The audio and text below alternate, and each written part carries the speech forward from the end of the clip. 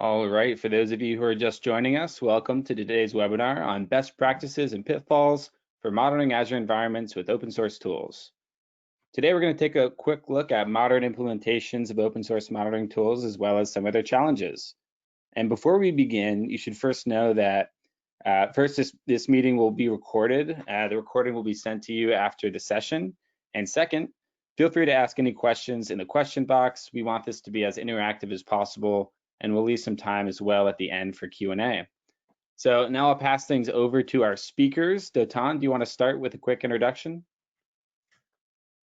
Yes, thank you very much, Oli. So first, to introduce the members of the panel. So my name is Dotan Horovits, and I'm a product evangelist at Logz.io. My name is Adir, and I'm the open source lead for Middle East and Africa in Microsoft. Idan, we can't hear you, you're on mute. Sorry, guys. Hi, my name is Idan Shahar. I'm a cloud solutions architect in Microsoft Middle East and Africa. Great. So I was looking at the numbers that you shared with us about the open source momentum at Microsoft, and we can see that on the screen now, and that looks quite amazing. You know, for example, 150,000 open source components used each month at Microsoft for building products. That's quite astonishing. So Adir, you're an open source lead at Microsoft. Looking at the topic of this webinar, would be interesting to understand how did you translate all these, and how did you embrace open source around observability in particular for your engineering team? Yeah, so definitely this is great momentum for us with over 50% of Azure already running on Linux VMs, and lots of engineering that already are working and integrated and contributing and using open source.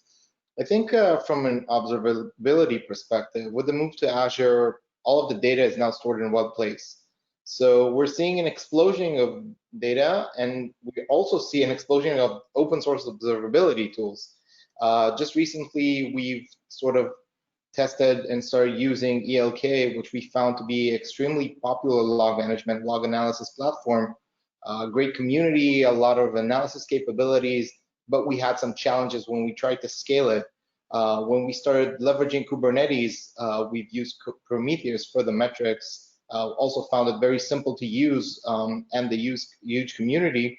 But again, when we started scaling and started to work on differentiated storage options, then we faced some challenges. And on top of that, we're using Grafana, evaluating for visual metrics, using that large ecosystem and those rich visualization capabilities.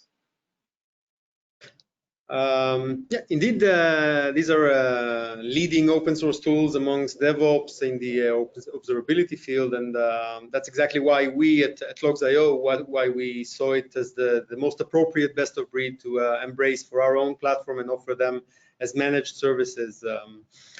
But it's very interesting, you know, Microsoft is a large company with lots of engineering power. The question that may come naturally is why did you choose the managed open source for observability instead of developing in-house platforms based on existing projects? So that's a great question, because as you've seen, we're really integrated into the open source community and working a lot with the community. But we're trying to understand what is the best fit for us to work with the community.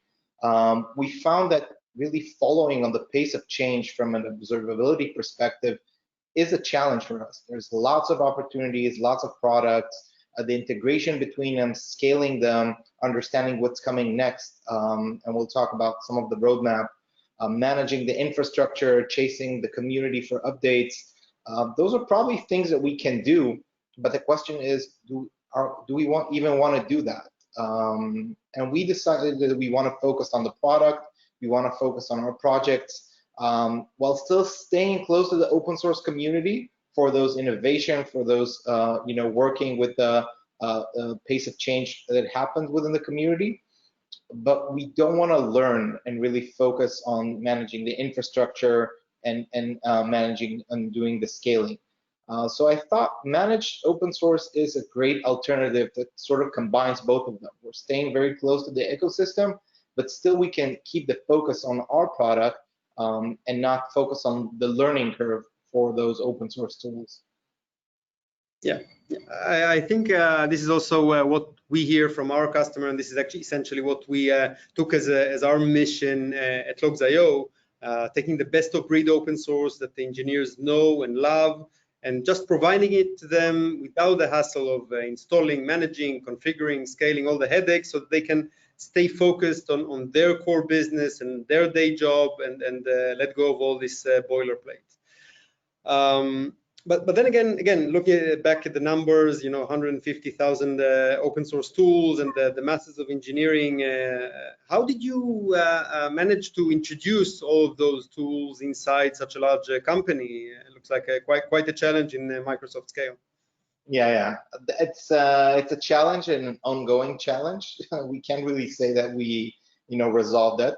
It's a challenge to educate that that many developers on so many projects, open source tools, and that remains a challenge. However, I think looking at a managed open source solution is actually a great way for us to sort of provide those standards of logging across Azure. So that allows us to really use this as some sort of a standard without getting this education and readiness to all of the developers. And before we use that, we've seen, like pockets of innovation within our engineering team. So, some teams are working on that, usually because of a very enthusiastic engineer that sort of learns and really is, working with GitHub and started learning on this. But I think when looking at the challenges here, especially from log parsing, performance tuning, and managing the infrastructure, that requires skill, that requires time, that requires resources. And even if us, as Microsoft, we have that, but we want to invest it in something that really makes sense to our product line, to our services, to what we offer to our customers. So trying to address that challenges, from an education perspective to those more hard, things to do, like parsing and the performance tuning, we thought that that's a great way to provide one standard solution across, a lot of different product teams without getting them very educated on how to do that. Yeah, I think what you brought up is actually a very common pain with organizations. So, and this is also why we designed our product and our services to streamline and simplify the DevOps operations. For example, you brought up the topic of parsing, for example, and it's a challenge. Many organizations have lots of logs, but then again, you have the common platform. So if you use common standard things, the easiest would be to have it ready-made for you, so you don't need to mess with the parsing and the mapping of fields in Elasticsearch and so on, all the ingestion and so I think maybe it's a good thing if I share with you simply what we have in line with the product, just to give you a sense of what it entails. So just a second, I want to share with you.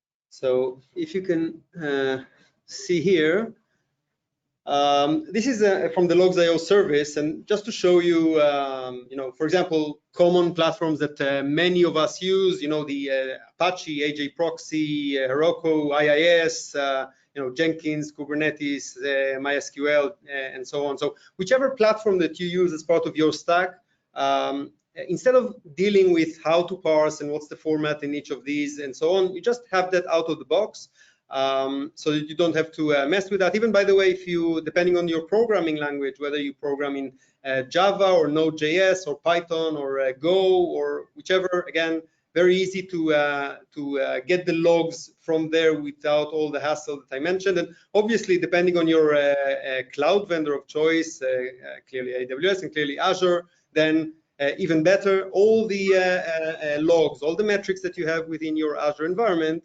simply put, you just ship them via Event Hub and send them to Logs.io. So it streamlines very much shipping and takes off all the hassle. And also, if we look at the actual content, so not just shipping, but getting from the point that the data is in Logz.io to the point where you can actually start showing something and see and get the initial observability to what's going on in your system becomes much easier when you have a large variety of dashboards, pre-made content for you for whichever platform. So you're working on Kubernetes, you'll see dashboards for Kubernetes deployments, Kubernetes nodes.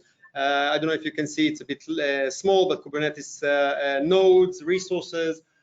Clearly for Azure environments, you have lots of pre-made content to visualize Azure App Services, Azure Blob Storage, Event Hub, file storage, and so forth. So lots of pre-made content that, again, accelerates dramatically to the point that you can actually start seeing what's going on in your environment. I think one of the things that is interesting is when you did this change, did you have any like enterprise grade specific needs that came up during this process?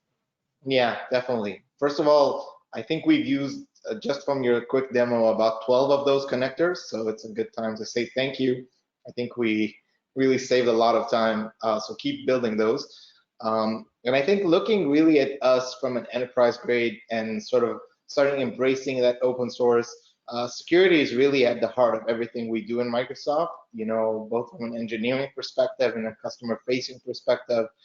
And that was a layer that was really important to us, especially because a lot of times you would see data and even, you know, sensitive data stored on those logs. So, you know, from encryption to user management, those are stuff that we wanted to have baked as a standard within this platform, which is, I think, a level that is one level above where the open source tools sort of integrate together to bring.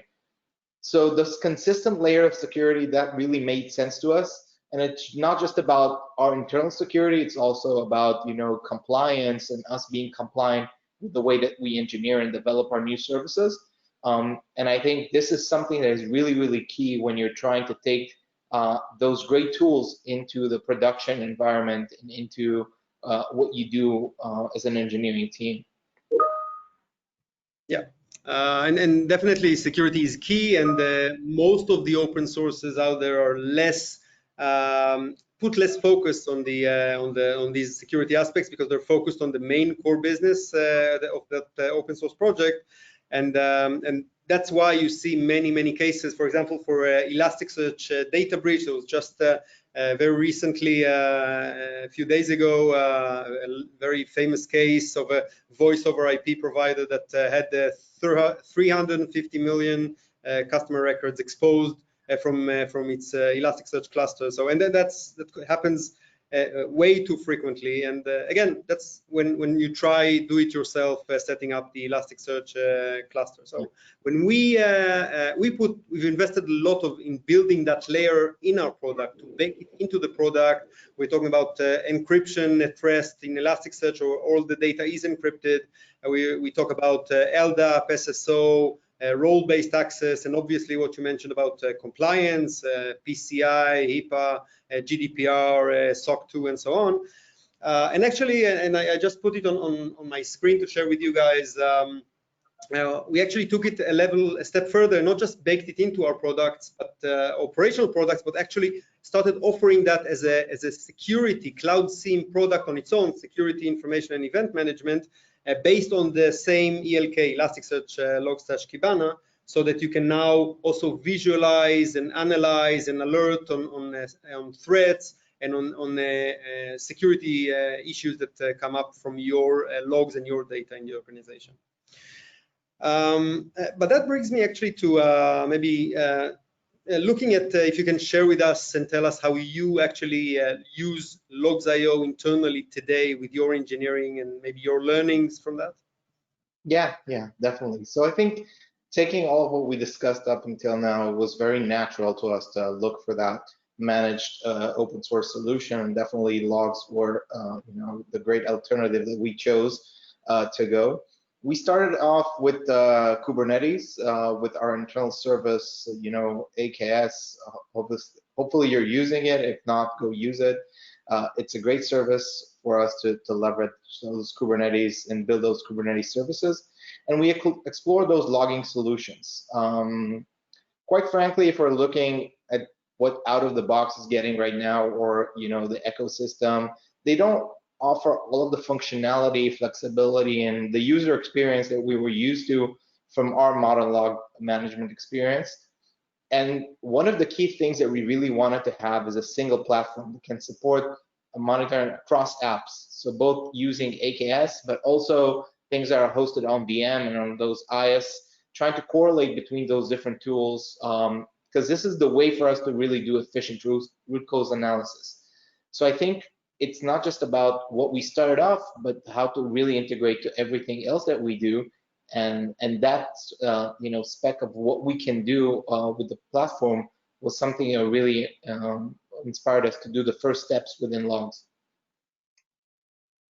Yeah, so I would like to actually share with you how it works in Logz.io perspective, maybe with our viewers. You already know that, but maybe to give a sense of what it means to combine several open source tools and different types of telemetry on the same platform. So and you gave the example of AKS. So the natural example would be to go to Kibana, obviously. So if we go to the metrics, sorry, to Kubernetes, I meant. So if we go to the metrics view, that's based on the Grafana, open source Grafana, if you remember, then I showed before the different dashboards, but let's zoom into the Kubernetes cluster dashboard as an example. And this is a classic dashboard that in Grafana that we built, pre-made content to show the containers running, waiting, terminated, obviously the pod statuses, running, waiting, file system, and so forth. And that's a standard thing that DevOps and DevOps would go to check the status of a system. And for example, in here, suddenly we see something odd, something abnormal when we see suddenly a rise in the levels of the CPU usage, the pod CPU usage.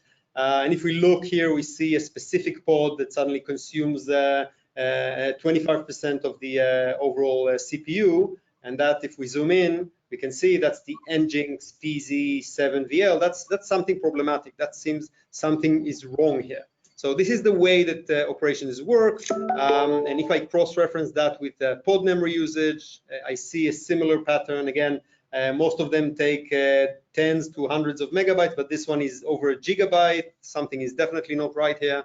I can also see, by the way, the red markers here. These are, by the way, data from the logs. So this is an overlay of log data on the metrics data. You see the correlation between the different telemetry data. And I can see that roughly around the same time frame where the odd behavior started, I start getting a failed auto-terminate pod on the Nginx. So I get, from the correlation, I already start building a picture of what's wrong.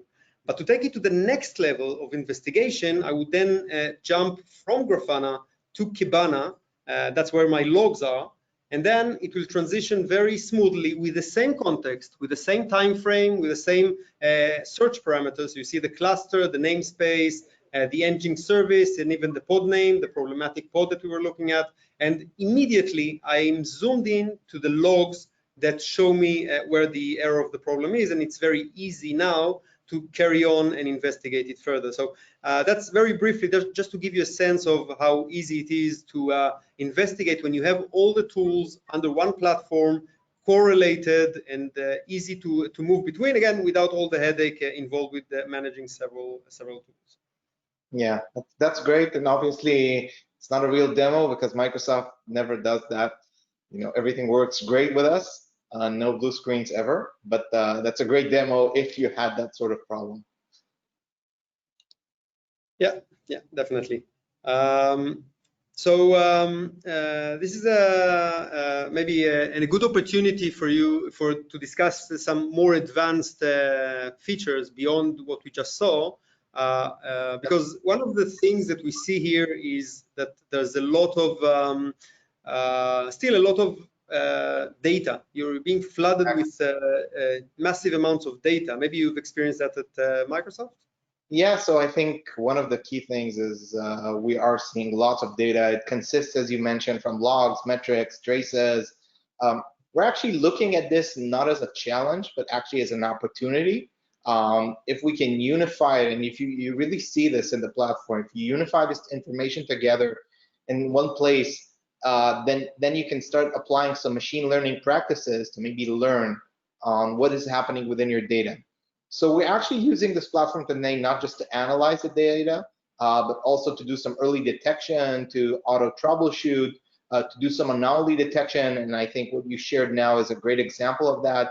And trying to look at this data from a more modern way of a data-oriented and data-driven company. And I think we found this platform to be great in really integrating this data and taking this to the next step. Yeah, and this, by the way, is very, very advanced of you, using these to anomaly detection and advanced scenarios, because many DevOps teams find themselves flooded with data and noise, as I mentioned before, and I guess the challenge is to find the needle in a haystack, so to speak. So, and this is where AI and machine learning helps.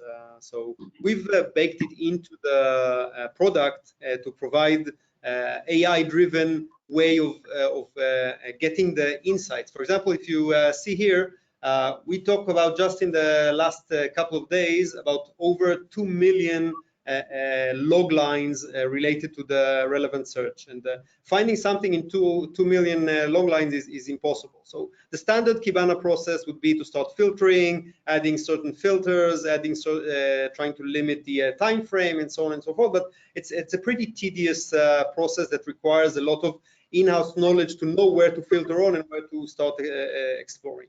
What we offered is actually machine learning that analyzes all of the logs upon ingestion, by the way, so it doesn't take any time to bring it up, but and recognizes patterns, commonality between the logs, and then instead of looking at 2 million log lines, you actually look at, in this example, 30 patterns that are aggregated, and then you can much more easily skim through the list of patterns and see, on the one hand, some patterns that are just noise, they're not interesting, like, I don't know, proxy request. It takes up 16, 17%, but it's not really interesting. I can just click minus and filter it out. And then again, on the other hand, I can find interesting patterns, even, by the way, if low ratio that might have gotten lost with the millions, but when I see them as a pattern, suddenly I see that something doesn't add up. I don't know, failed writing to graphite. This is something that alerts me and say, okay, I want to zoom in on that. And then I click with a single click, I can zoom in all of my Kibana into that specific scope.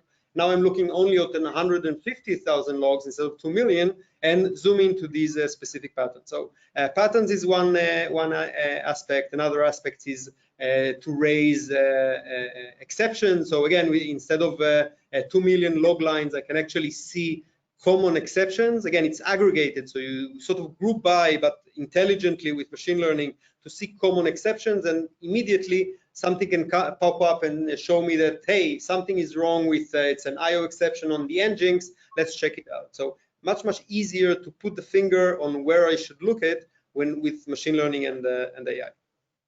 Yeah, and definitely you talked about finding a needle in a haystack. I think the same thing is finding a data scientist in Microsoft that has some open, has some time availability for us to do that. So I think it's great that this product comes with some sort of an AI ops practices, because we have such a hard time finding, data scientist resources and applying them into this data. And especially from this operational purposes, which sometimes get to be the lowest priority. So those are really good steps for us, also using alerts and exceptions and patterns to try and understand, and make sense of what happens at scale from our platform. Yeah, and I think this is a good point, because to maybe talk about beyond Microsoft engineering, about using Logz.io internally. Also, Microsoft partnered with Logz.io to offer Logz.io services to your customers. So, Idan, maybe you can tell us a bit about the partnership. Yeah, sure, indeed. Microsoft and Logz.io are really partnering together to provide Logz.io solutions to Azure customers as easy as possible. So we basically have Logz.io solution in our marketplace. and stay tuned. There's going to be a lot more interesting stuff going on with Logs in terms of marketplace. Now, we also provide a seamless integration that would be providing to our Azure customers that when they want to use Logz.io, they can easily integrate their existing platform with Logz.io. So no more integrating your virtual machines, infrastructure logs, metrics, and more, and you get it seamless. And this is amazing partnership. Yeah, that's definitely an important partnership, and our service is provided on multiple regions on Azure, and as I mentioned before, very easy to stream Azure logs and metrics through Event Hub and Azure Monitor, so very seamless. Idan, maybe you've been working with customers and partners across Microsoft, so that'd be interesting if you can tell us a bit about the different trends across different companies that you've been escorting about their choice of open source observability tools? Sure. You know, there's I think it depends on the maturity of the companies eventually. You know, in the past, we've seen most of the smaller companies use open source observability tools, right? But bigger companies, enterprise companies, insurance companies, they prefer to work with a managed service that provide 24/7 support that is scalable and so on. But there's no doubt that today engineers prefer to work with open source observability tools. And I think there's an amazing motion that we can see that more and more companies are leveraging open source observability tools, especially enterprise companies, insurance companies, e-commerce, and so on. So that's a really interesting point because I think it is enabled because a change that the open source world have made. You know, there is more and more open source observability tools, Grafana, ELK, and more, and it becomes more popular across companies in different sizes. And also there are companies like Logz.io that base their own product on open source tools and provide the managed service with a lot more features. And I think that is a big enabler for customers, for our customers and for enterprise customers in general to use open source observability tools. Now, there's a small interesting point I wanted to mention that as companies get bigger, they started to face the challenges that enterprise companies are also facing with. So that's an interesting thing to think about when you choose an open source observability tools. So actually, that's an interesting point because open source is obviously very popular and gaining popularity, but you're talking about challenges in adopting open source. Can you share a bit about these challenges and that they experience? Yeah, sure. So let me share with you a story. I've been working with many companies. Some of them were startups, some of them were mid-size, and some of them were enterprises, insurance companies, banks, and so on. But there were just one small thing that was similar to everyone. Everyone wanted to implement an ELK solution, a monitoring observability tool, right? Guess who eventually ended up using these tools? Well, probably the startups, right? But why don't they let's take it a step further and understand why the challenges that they faced occurred at that point. Okay, so there are many different challenges, and we can speak about the challenges for the whole for an hour and even more. But let's focus on specific challenges that I think that are important to know about. And these are the challenges that I saw with customers. And I think this is something that everyone should know about. So, let's start talking about scale.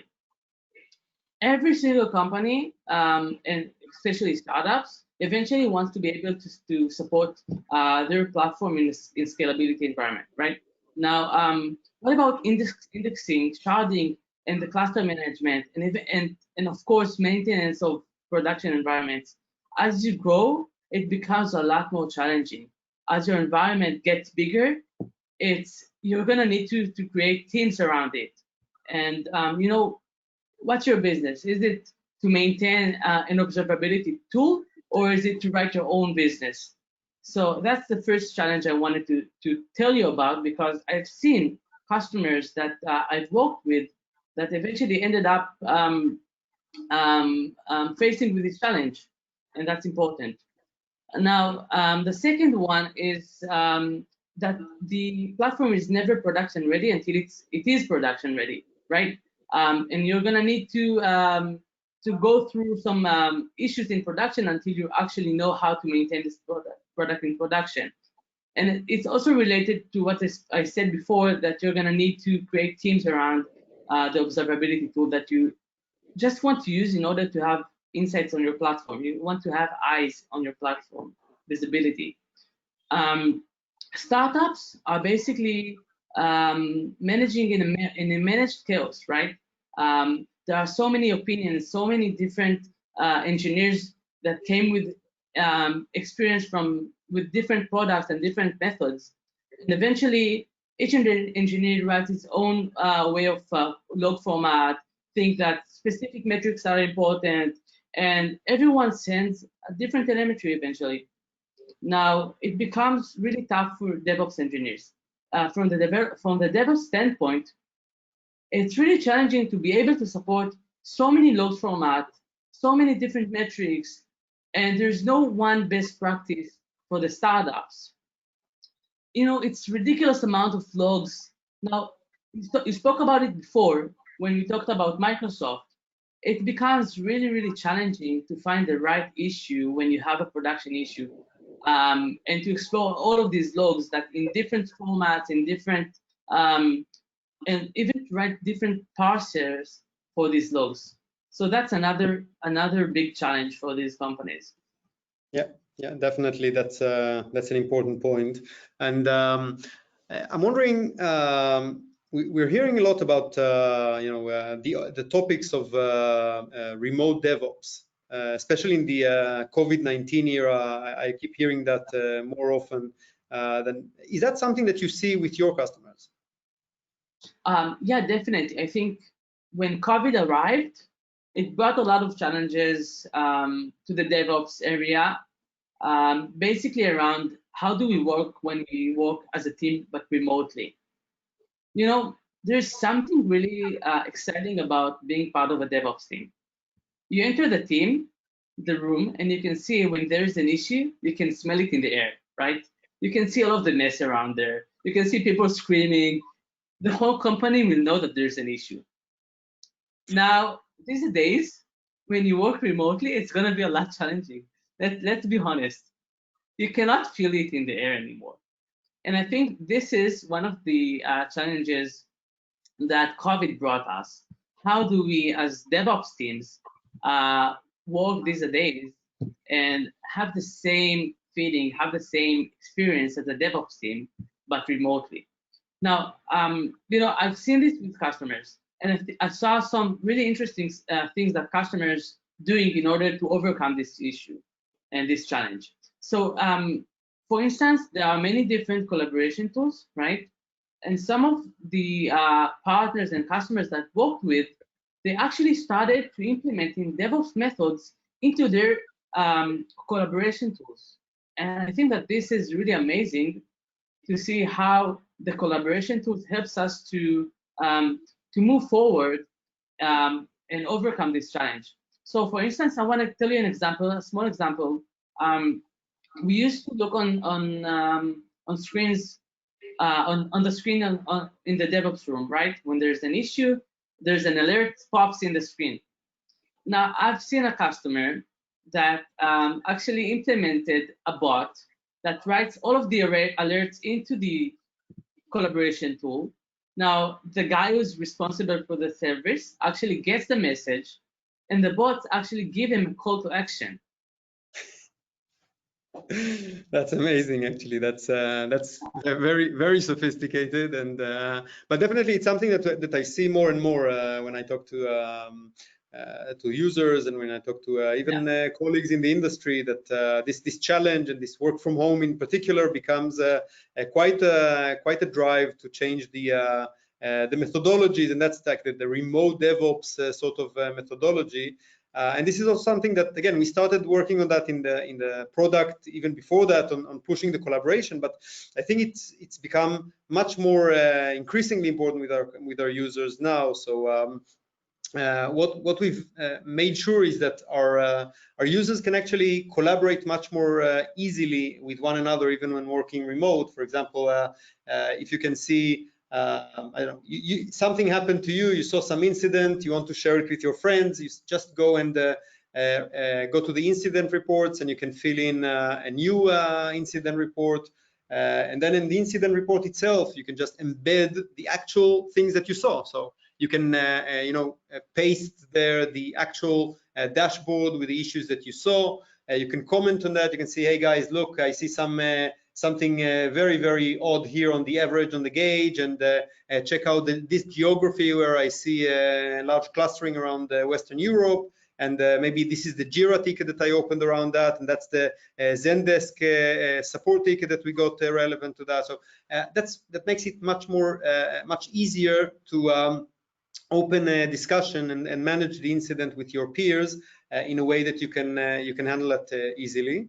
And also, just even without an incident, you saw something interesting in your dashboard that's not an incident, but you want to brainstorm with your peer, then just share it with your peer. It's very easy to create a snapshot, send them the URL, and they can access it. Now it's a read only, they won't be able to manipulate your data, but they will be able to leverage all the power of Kibana to start and investigate the same dashboard and the same data and the same context that you were looking at, so that you can collaborate remotely and do that.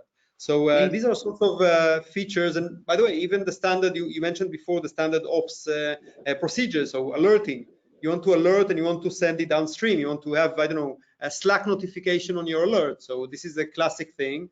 You can say, okay, please, send my alert downstream system. It could be Slack, it could be PagerDuty, VictorOps, or I don't know, whichever. And then it's very easily shared with your friends, with your peers, with downstream systems, with downstream teams that can then collaborate with you on taking it further and manage. So all of these essentially should give you the surrounding environment to very easily collaborate with one another. Definitely a good point. That's really amazing. And I think I have some snapshots here that I want to take home. Maybe print them and feel like I'm at the office again. But looking at this, it seems like we have a growing stack of observability tools, and you definitely have a lot of things going on in your stack. So what products do you currently offer as part of the Logs platform? Yeah, so I mentioned several, but just to go over, so we have the log management that's based on the ELK, the Elasticsearch Logstash, and the Kibana, and also another product that I showed, the Cloud SIEM, the security product that's also based on the ELK. Then we have the infrastructure monitoring that's based on the open source Grafana that we saw before. And the newly joined member in our portfolio, the additional pillar of observability, if you'd like, is the distributed tracing product that's based on Jaeger open source that we've recently launched in beta. And all of that, it's important to emphasize, is not just sorry, not just a hosted version of the open source. That's a whole managed platform that creates, in addition to the individual open source tools, also the correlation between them, as we saw on the demos. So you can go between them very, very easily.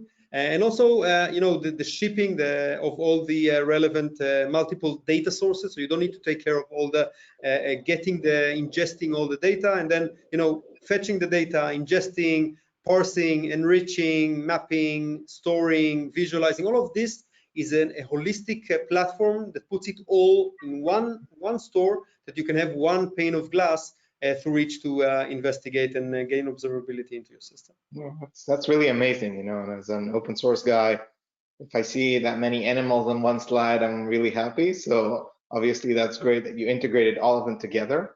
I actually wanted to talk to you about distributed tracing you're our guru in everything observability, and we know this is a new kid on the DevOps practice. And especially as we see that spike on microservices architectures and those distributed applications, so distributed tracing makes sense. So can you tell us a bit more about that?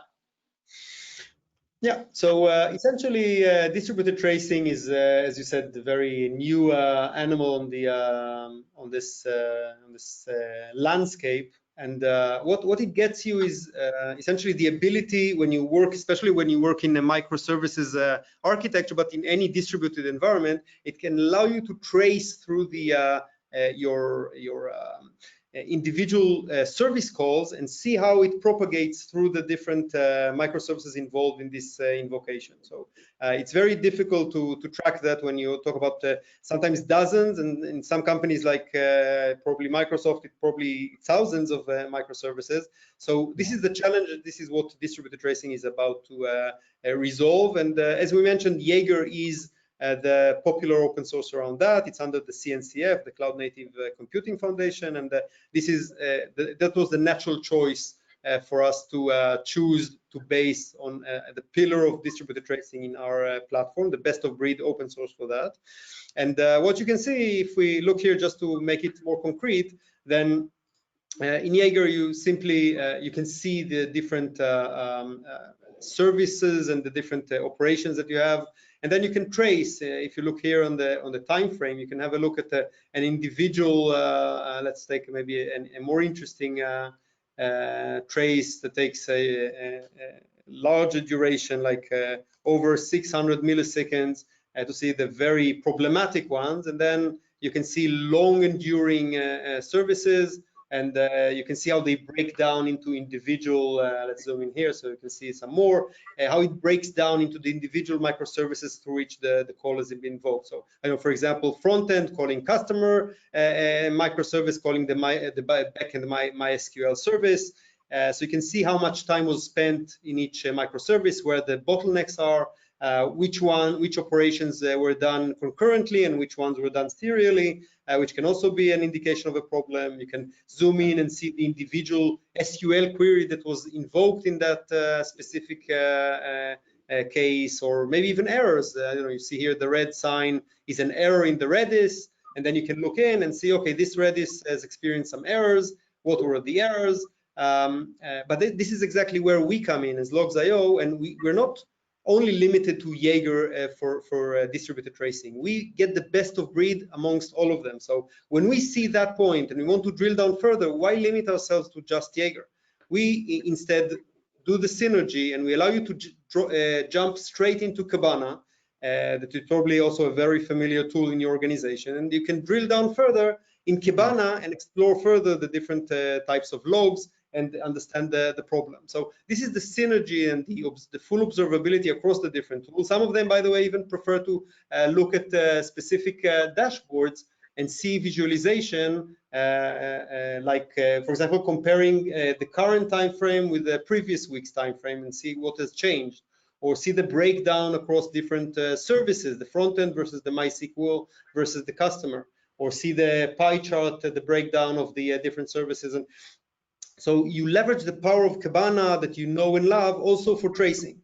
And that's the beauty of the synergy between different tools into getting the distributed tracing in place. And also, by the way, beyond the Jaeger as an open source, we also embrace open telemetry open source initiative to get more standard way of ingesting telemetry and tracing data from whichever platform is relevant. Definitely, I definitely think that this is the way to go. Start really integrating everything into one place. You mentioned open tracing and open telemetry. As you know, Microsoft is an active member of open telemetry community. I think back from the days that we know we supported open census as well. And we actually see it as an interesting approach from the community to really support elaborate diagnostics experience. So not just from a UI as you shared, but also from a machine learning practices, like collecting all of this data together and trying to understand how to better do some better practices of AI on it. So can you make sense of all of those projects? Where do you see the benefits of really embracing open telemetry going forward? Yeah, so first of all, you mentioned several names, so just to explain, essentially Open Telemetry is a merge of Open Tracing and Open Sensors. So now it's all under one umbrella under the CNCF, the Cloud Native Computing Foundation. And essentially what Open Telemetry does is driving the industry to address the different telemetry data. So it's not just the tracing that I just talked about, it's also metrics and logs together in a unified, standard way, make it vendor agnostic, so all the vendors will serve the same capacity, and making sure that that any other vendor can then ingest. And this is something that we were embracing. We've been contributing to the Open Telemetry open source, and also recently added Logz.io to Open Telemetry in a way that anyone can export now his telemetry from Open Telemetry directly to Logz.io. So this is definitely something that we see leading and converging the industry around. Amazing. Yeah. Wow, amazing. So, Dotan, you're providing ELK, Grafana, and now Adir. Where are you heading next for? So again, I think the mission statement was and remains, and the North Star for us is to get the best of breed open source. So we mentioned already ELK and Jaeger and so on, but taking it further, we're going to offer Prometheus for the infrastructure monitoring as a first degree citizen, first level citizen within our infrastructure monitoring. We're going to extend our integration with Open Telemetry, with the new collector that I mentioned, and other aspects. So that's on the best of breed open source, and keep on updating based on where the community is heading. And then again, there's the side of the expanding ecosystem, meaning that we need to have more systems that we can ingest their data and the telemetry, different types of telemetry, getting more pre-made content. So whichever systems you work with, you'll be able to visualize it without needing to invest too much and shorten. And obviously getting more in the ecosystem also around the cloud. So and Azure obviously getting even a tighter integration around that. Yes, indeed. Yeah, that's. Yeah, sorry, Adir? No, I just said go Azure. Yeah, go Azure. Yeah. As long as you do better on we'll do better. That sounds amazing. I mean, you're doing great stuff, guys, and I think that's really sounds great. It's actually the ultimate DevOps experience, I think, both for our engineers and our customers. And this is an amazing offering for everyone, actually. Yeah, I think that the ultimate goal for us is we strive to get full of observability. So what we want to get to our customers is a single pane of glass, everything playing together in harmony. So we talked about different tools like Jaeger and then the Grafana and Kibana and so on, but essentially the experience that we want to have is that it doesn't really matter which tool you're at. You want to get to understand your system overall, and also when you investigate something specifically, to get to the bottom of things, to the root cause analysis as fast and efficient as possible. You don't really care about which telemetry data you get, which source of data. You want to get it quickly, seamlessly. You want to quickly visualize. You want to correlate. You want to get the insights out of the multitude of data. You want machine learning to be able to flush it out for you and be able to be proactive and send it out to downstream system very easily. So the idea is to be seamless from end to end, from the ingestion of the data, the understanding of the data, sending of the data. It should be seamless regardless of the tool, regardless of the type of telemetry, regardless of the source of data, regardless of the downstream system. Just make it work for me and let me get observability into my system. Amazing. And these are the stuff that actually open source does not provide. And it's basically all about managed services and centricity. And I think that's a key point. Yeah. And to you, Charlie? Yes. So thanks, Adir, Dotan, Idan. It was a great conversation. We have a couple questions here. If you have any lingering questions, make sure to ask through the question box so that we can address them. So it looks like there is some interest with our managed Jaeger solution. Dotan, there's a question about if there's another way to view the data and view the system architecture within Jaeger. Yeah, that's interesting. If we have time, actually, it's a good thing to have a look. So obviously, I showed one trace, which is good. You know, we can drill down and understand the different steps within the trace. But sometimes we want, you know, something a bit more comparative, being able to see, for example, compare two different invocations and understand why are they different. So and get a better understanding of the flow of data. So it's very easy to just compare two flows.